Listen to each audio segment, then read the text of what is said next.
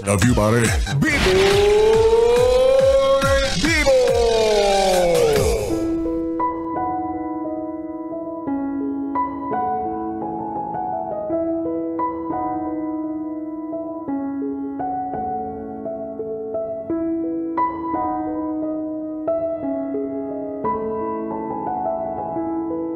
BB Time with B-Boy Bibo. B-Boy Bibo.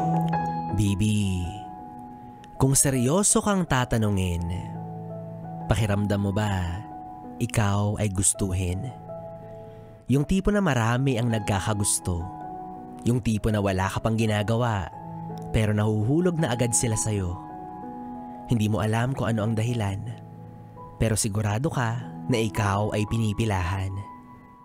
Baka naman dahil sa mga mata mong maningning na parang bituin. O hindi naman kaya sa tangkad mong mahirap abutin. Pwede ring dahil sa kabuuang itsura mo na sadyang kapansin-pansin. O baka dahil sa katangian at kabutihan mong kanais-nais din. Sabi nila, maswerte ang lahat ng malapit sa iyo. Kasi hindi na nila kinakailangang mo kapansin para lang sa atensyon mo. Lagi kang nakakasama. Mas higit kang kilala. Pero ang hindi nila alam, minsan, nahihirapan ka na. Minsan, may kalaki pa ring mga problema. Kasi karamihan ng nakikilala mo ay umaasang magiging kayo. Binibigyan ng ibang kahulugan ang pagiging mabuti mo. Kahit na tipikal na kaibigan mo lang naman siyang itrato. Kaya tama nga ang sinasabi ng mga matatanda sa inyong pamilya, na paglaki mo, marami kang paluluhaing mga mata.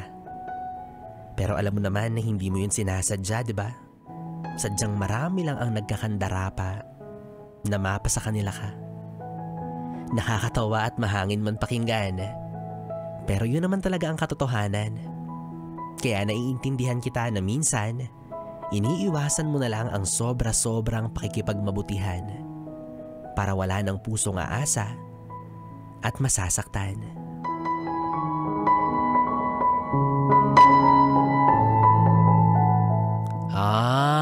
Kaya ngayon naiintindihan ko na kung bakit karamihan sa gwapo ay suplado para makaiwas sa mga asyumerang tulad mo.